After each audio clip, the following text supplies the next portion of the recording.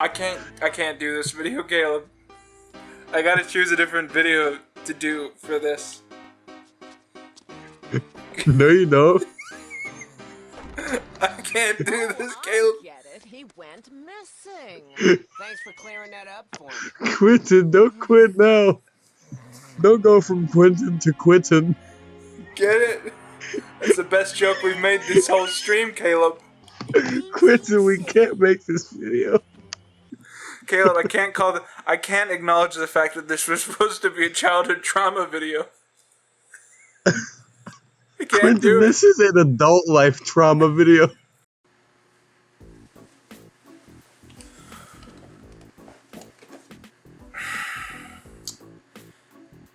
This was supposed to be fun. No.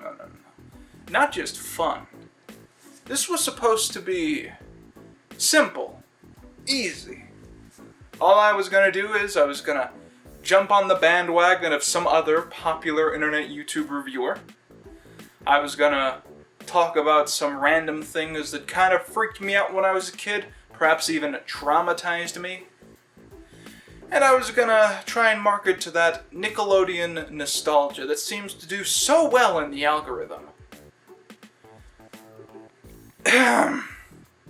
But in doing this character study of myself from the past, and viewing just one of the things that was on my childhood trauma list, I've come to two very important conclusions.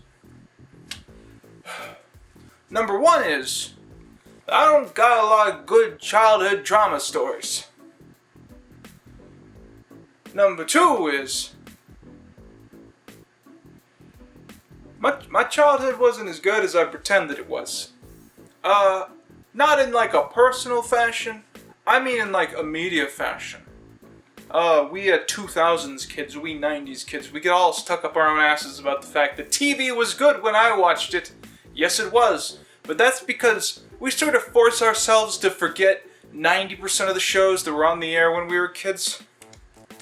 And indeed, my childhood was sort of a lighthouse to underachieving, unremarkable TV shows that no one remembers because that's for the best. Why did we let All Grown Up be a thing? I'm gonna rewind there, really blow some minds with this one. Why did we let Rugrats be a thing? Okay? Who did that serve? What did it accomplish? Did it even have goals?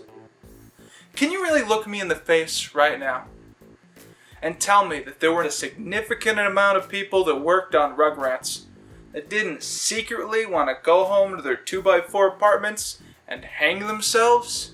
At least you can say that Rugrats had elements that only Rugrats had. But then, somebody walked into a room filled with Nickelodeon executives and they said, hey, you know that show about babies having imaginary baby adventures? Well, what if we take that show and we take out every word that I just said? And Mr. Viacom was like, hell yeah, man, that'll print lots of motherfucking money. Teenagers. No. Tweenagers. Who did they serve? What did they try to accomplish? Did they even have goals? This was the perfect sequel. Hey kids, is it currently 2003? If it is, then you're in luck, because All Grown Up is specifically meant for you and no one else. Who could forget that famous Yu-Gi-Oh! Parody episode? God knows, it's the only one I remember. But hold on, Mr. Viewer, because I just remembered another episode from the show All Grown Up, which I also saw when I was a kid. And it's, all I remember about it is I kept thinking to myself while watching it, you know, it's surprising that they would let me watch this as a kid. And now, as an adult, 12 years later, I get to think to myself, you know, it's surprising that I would hate myself so much that I would force myself to watch this as an adult. 4, 3, 2, 1. Good shit. Good shit. Every birthday, my mom and dad would say, you're another year older, another year wiser. But I still go to school to get an education, living each and every day like I'm ready for formation. All grown up, I really want to shout it out. All grown up, I want the world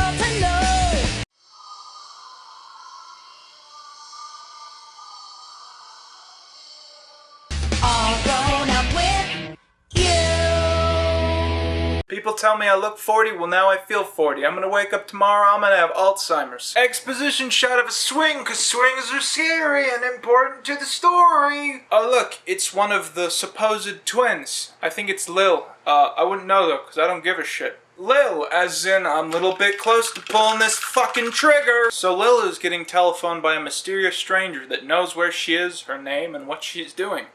Get it? It's Scream. It's a reference to a thing that's not a kid's movie. Lil gets freaked out and locks all her doors and windows, except for the doggy door, and he gets in that way. And uh-oh, that's the twist. It's not a good movie. Lame. Party of one. Your table's ready. This horror movie thing is a bust. Oh no! The Scream recreation where I changed all of the names to our real names, it didn't turn out great. Because one scene had one blooper. That's when it started being bad. I'm a little envious for Timmy right here, to be honest, because he saw the first scene to a bad movie and then he had the willpower to turn it off. What I like about the Rugrats franchise is that when they were babies, they had more character than when they were adults.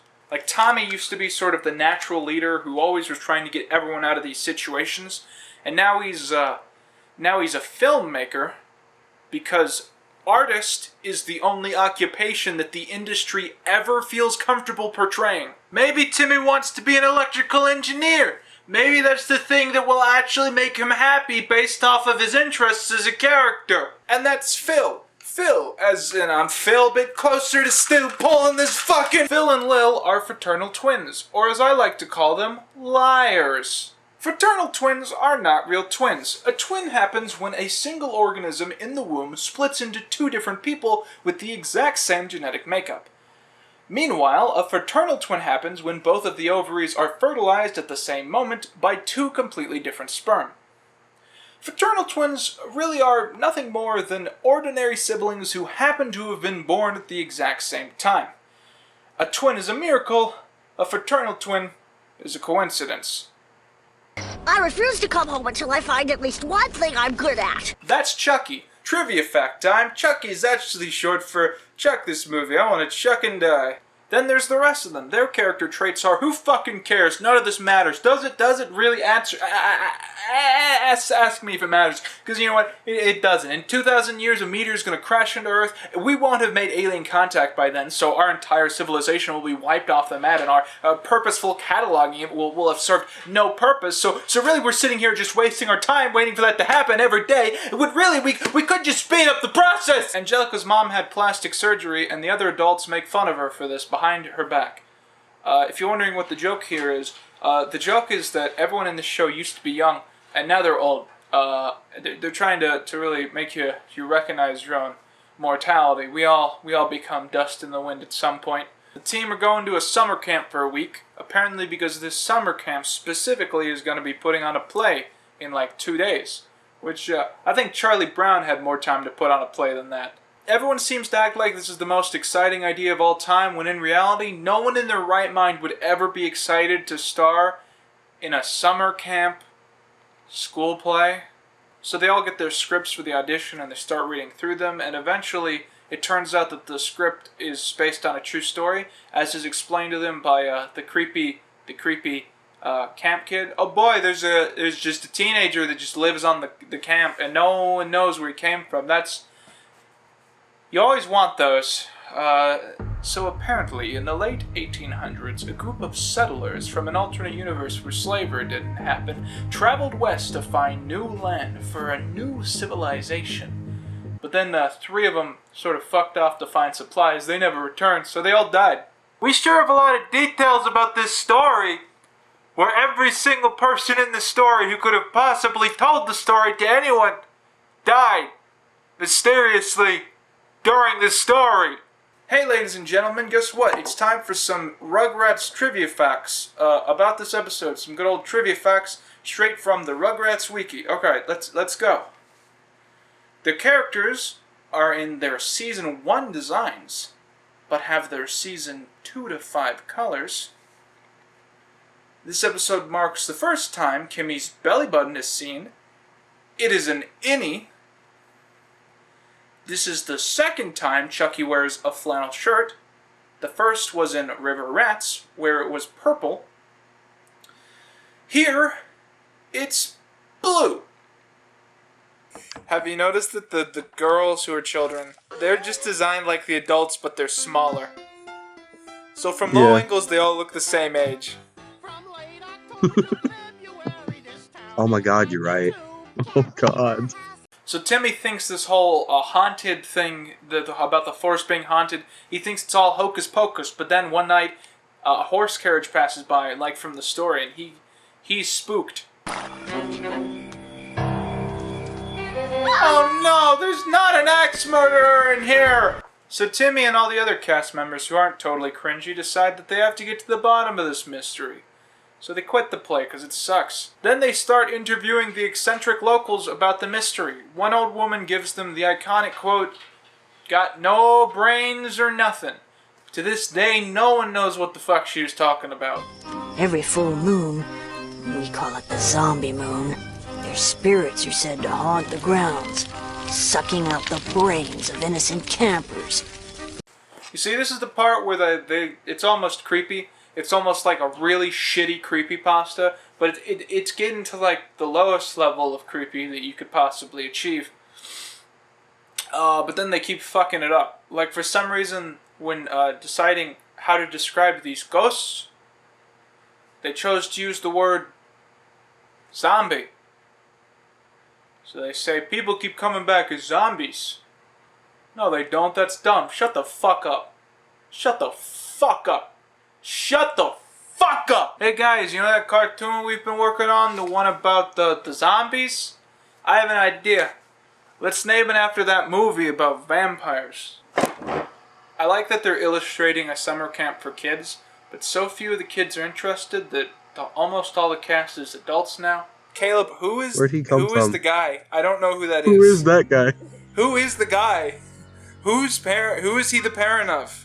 So the kids sneak away to try and solve this mystery, but then they're stopped by 3 of the adults, who reveal that they in fact are wanting to be in on the mystery, solving the mystery, that is, finding the hot springs / treasure / dead bodies. If you've been paying attention and you aren't a dumb adult in this cartoon, you would know that it's just the dead bodies. Really what this episode is, it's the Goonies, but they're chaperoned, and there's no treasure, no ship, just dead bodies. So they keep walking until eventually they find the key location in the mystery, which is the Old Man on the Mountain. If you don't know what the Old Man on the Mountain is, it was essentially a rock formation which from the side resembled the face of a man. Fun fact, a few weeks after this episode aired, the Old Man on the Mountain killed himself. I'm gonna go ahead and fire myself now.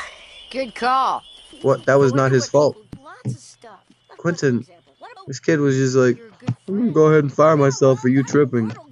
And then he was like, yeah, you're a fucking dick. While all this is going on, the rest of the cast are trying to put on their equally cursed play, and it's not fun for them or me. After the owl, anyone mind if I bring my cow? California or bust? You see, this is weird because, stick with me here, the joke seems to be that this isn't good. But at the same time, that might be the reason that it isn't very good.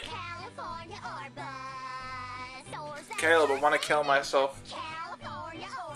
Did this traumatize me because it was the first time where I contemplated suicide? Did this traumatize you because this is the first time you realized that media could be bad? What? Caleb, I want to die. Caleb, I want to die. This is embarrassing, Caleb. I can't... If my parents were to come down here right now, I'd seriously close tab and pull my pants off. So they go to the whole mysterious head sphinx thing, but along the way Stu somehow just goes missing. So now they gotta look for him, and then all the adults just go missing. It's weird how stuff just falls into line. Didn't they have cell phones at this time? We have to find it before it's too late. That's not a thing you're allowed to point out, Caleb. So then the musical is still happening, and Susie gets her own solo. And this is where I totally get lost. The show totally loses me, because suddenly they start acting like this is the good part. And now I'm the only person in the general area who isn't having fun. Did you bow mid-performance? Are you turning upstage? Chucky goes up a tree, then he comes down the tree, finds a secret hidden diary. It's the diary of one of the last settlers that froze to death because the other 3 were lost. Timmy says that they have to film everything, and then Timmy says that he's gotten out of control and he's caused people to disappear and he doesn't like it, so he tries to destroy the footage, but Lil then says that Timmy has to film everything, and Timmy says, "You're right." I'm gonna walk into that cave. I'm not good at anything. So the one thing I'll be good at is fucking killing myself. Chucky's like, "I'm gonna investigate this tree," and then he falls into it. Everything from this point forwards is just in Chucky's head while he has a death coma. The rest of the team, they jump into the tree, and apparently that leads to a mine shaft, and they start investigating. Then the kid who lives on the campus, he turns around, he's got Satan eyes. But no one reacts to that like a real person would. They all just make jokes about it. Turns back around, and then he doesn't have Satan eyes, and everything's chippy-dory. Then they find a mine cart that's blocking off one of the mine shafts. Lucky for them, Satan Kid turns back into Satan Kid and he moves it. So they go into the cave and guess what they find? I'll tell you what they find. Dead bodies. Oh boy, that's good. How exciting! Listen to that playful music. We found a bunch of whimsical dead bodies. So the parents are also in the dead body mine shaft cavity thing. And it turns out that this whole thing has been underneath the campgrounds basically the whole time. And that's why people keep going missing, because they fall into the mine shaft and then die a slow, horrible death. How entertaining. It turns out that the bodies that we've seen in the mine shaft, those are the settlers. They found the treasure, like I said, dead bodies. Excuse me, I have a question. If the pioneers to this land, if they died in the mine shaft and didn't get found until just now, who built the mine shaft? So they open the book and a photograph falls out from the 1800s voyage. And guess what? Weird, creepy Satan Kid who lives on campus, he was one of the dead settlers. And he feels really awkward that they found this out and he leaves. My horror movie is genius! I've got real-life skeletons on tape, and a ghost! Good news, everyone! My movie is saved. You know why? Dead bodies. I filmed dead bodies. I found some dead bodies. I filmed the shit out of them. And now it's a good movie, because guess what? Real dead bodies. You have no idea how much the fact that we found all these dead bodies, it makes me so excited. Let us release this movie to the public without reporting any of the proper authorities, because let me tell you, my movie's gonna get the huge scoop, the huge dump on all these dead bodies that we found in the ground. It's Ghosts gone, curse lifted. Thanks to Chucky. We ended the curse by figuring out where the dead bodies were, solving a mystery, and then just leaving them in the coal mine to never be put to rest. I think I finally found something I'm good at. So they get back to the play, they hijack it, do this whole ad-lib bit about the fact that the settlers died a horrible, cold, slow death, and then they just go home and they watch the movie that they made, you know, like you would after an adventure like that. But then the ghost possesses the movie and makes an after the credits scene. Don't never got no brain or nothing.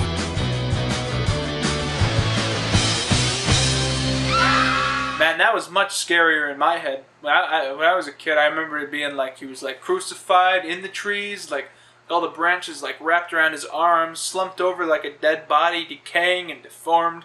And then he looks up and acknowledges the audience. Man, that was creepy shit in my head. I don't remember him just standing in spot and doing 2 frames to the Thriller dance. That's much less scary than I remember it being. All right, let's be real. No one making this gave a shit. All right, the writers didn't give a shit. The animators didn't give a shit. The characters don't give a shit. And I don't give a shit. Except I kind of do. I made a lot of jokes about suicide today. I want to make it clear that you should never ever consider something like that because it's very hard to clean up after the fact. But the reason that I've been doing this is that directly after finishing this 2-parter, I had this very sudden rush of emotion, which I've never really felt before. It was this strange, like, passive feeling. It wasn't depression. It was a lack of anything that could lead to depression or get me out of depression. All my feelings had evaporated from my brain. And I just had this thought that if God were to reach down and put a piece of paper in front of my face that said, "Are you ready to embrace the dark, cold lack of an afterlife?" Yes. Big old check. Let's go, big guy. Let's go! Why did I do this? Who did it serve? What did I accomplish? Do I even have goals? I watched this two-parter 3 times in 15 years. That's 7 times too many. I purposefully relived the worst afternoon of my entire childhood. And why? 'Cause some horse fucker made a dumbass video series about the fact that he didn't like this slime monster. Hey, horse fucker. Look at me, horse fucker. No one gives a shit about you or your fucking slime monster. Okay? You can take your fucking slime monster, you can pack it all up and go home. You can keep that to yourself. Stop ruining everyone else's lives and intervening where you shouldn't be, horse fucker.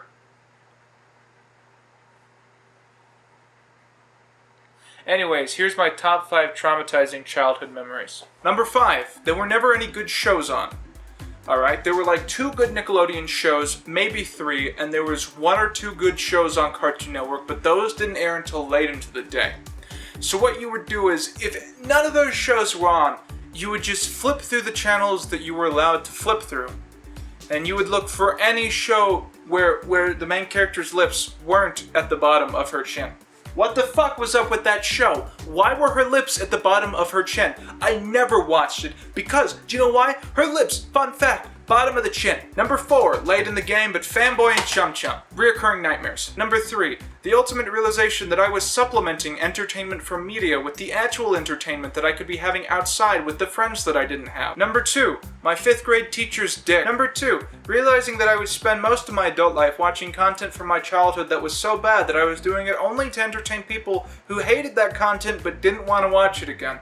Number 1, the hand tunnel from Labyrinth. Labyrinth was a horrifying film when I was a kid. Nowadays it's just meaningless fluff and surrealism that was probably cool in the 80s. When I was a kid, it was just a movie about monsters coming and taking a woman's baby, and then she gets trapped in a hand tunnel that's like groping her and shit, and it's just a tunnel of hands. And that's like whimsical as an adult. It's like, it's so creative that they made that work. But as your kid, it's a tunnel made of hands that grab you. There is nothing whimsical about that when you're a kid. It's a tunnel of hands that grab you. Why would they show me that? Anyways, here's Caleb having a mental breakdown for 10 minutes. I'm crying, Quinton. I didn't realize this before. I've been crying. Not from laughing. This brought me to actual tears. Tears of boredom, Quinton. What? Quinton, I want to go home. I'm in my house. I want to go home. Quinton, I'm still crying. This is the worst trade deal in the history of trade deals, if not ever. Quinton. Caleb, we can never talk about this again. This show did not only miss opportunities. It looked at opportunities, showed them to you, said, wouldn't it be great if a TV show did this? And then it fucking burned them. And it just stared at you in the eyes the entire time it did it. Quinton, I'm still crying. I got tears on my pillow, dude. Quinton, did you hear the Yeah, just like there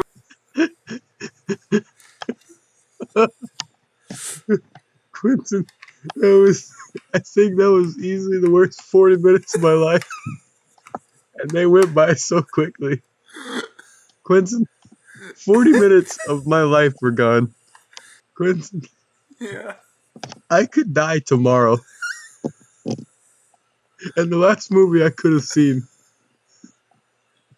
was all grown up Halloween special.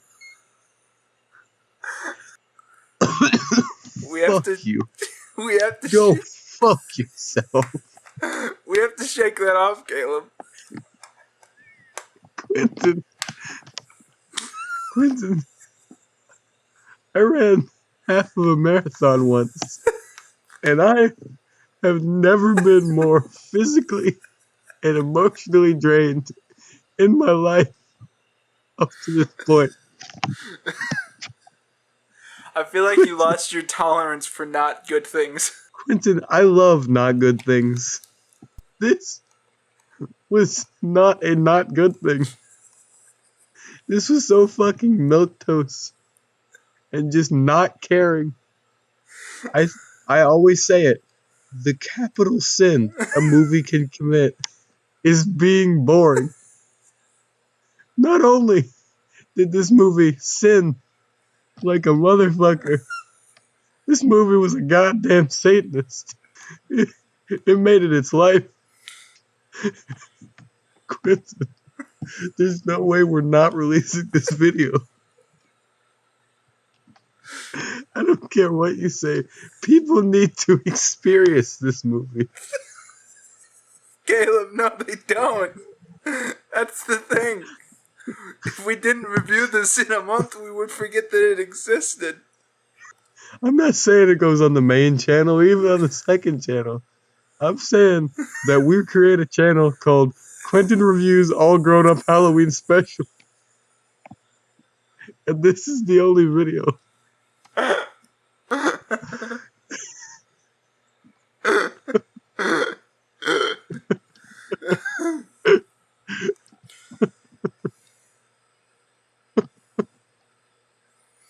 That was the main one. That was the main one that I was gonna, like, seriously invest my time into, Caleb. What? I had... Quentin, I had... you were a fucking pussy. I didn't think it was actually gonna be scary. I thought there was gonna be something to say about it. Because hand tunnel, Caleb. Hand tunnel. I think I'm going to wake up tomorrow. I'm going to wake up tomorrow, and there's going to be one of two things that happen. You're going to go, hey, remember watching that thing last night? And I'm going to go, oh, fuck. Or I'm going to wake up after having a nightmare about having watched this. And I'll never forget it for the rest of my life.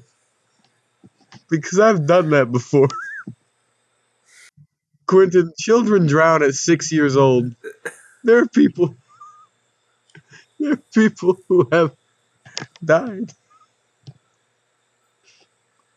17 people were killed by a bomb, and they didn't yesterday or the day before. The biggest non-nuclear bomb. They were innocent.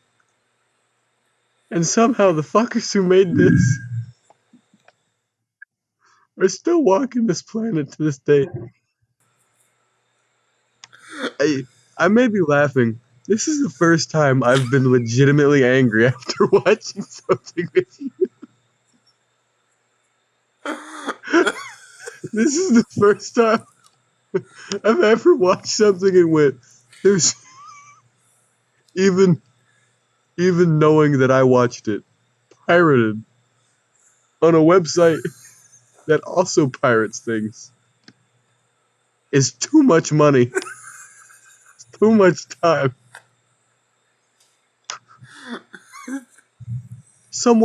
Quentin, this made it to a test audience.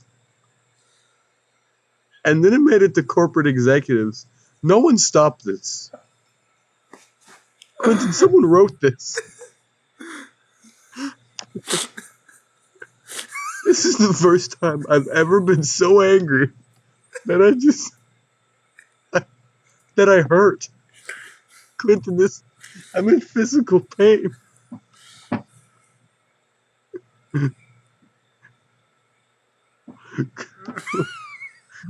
You know who I'm really mad at? I'm really mad at you right now. Why? You and your fucking pussy ass childhood. I told you, I wasn't actually scared by any of it. I just, as a kid, I was like, why would you put that in a kid's show? And I figured as an adult I could like imitate that thought. But it's too stupid even for that. Even they couldn't even do that. They couldn't even let me say why'd they put this in a kid's show.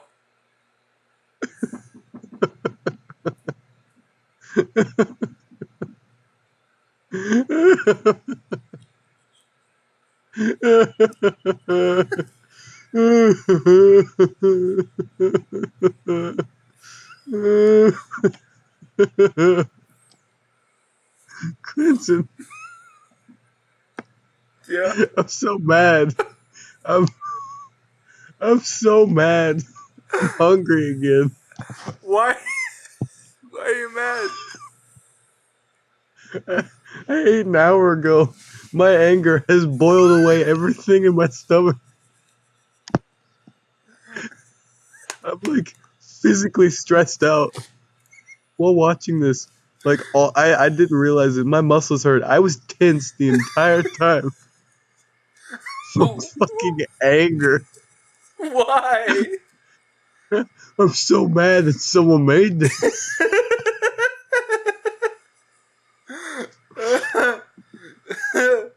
I'm so mad someone didn't say no. Someone didn't walk into work with a gun when...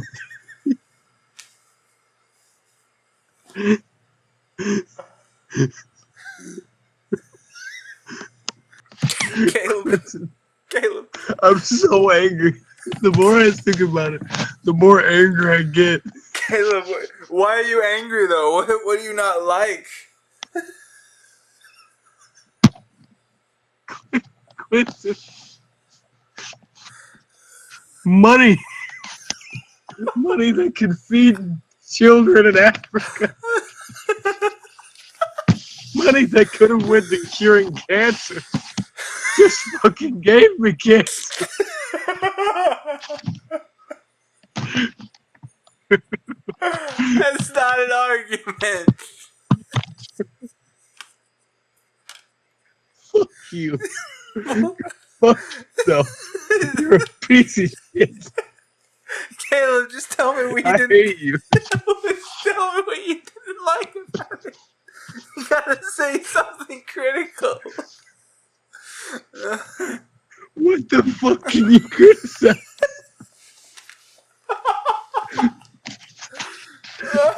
What is there to say?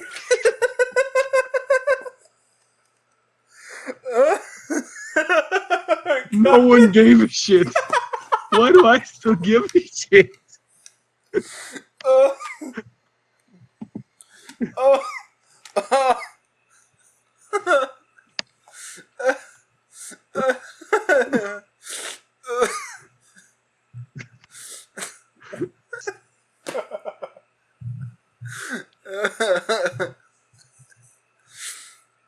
Alright, Caleb, how about we start here? List off all the things you liked. Alright, ladies and gentlemen, this has been Two Dudes Review. I thought of that name while watching All Grown Up Halloween special and wanted to fucking kill myself.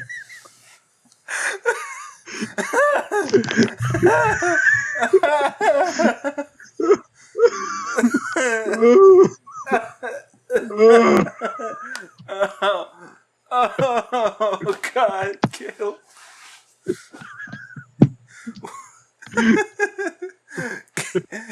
Quinton, this has to be titled The Video I Never Wanted You. The video I never wanted you to see. And we're just gonna steal another Philip DeFranco. Could you imagine Philip DeFranco next to characters from this movie?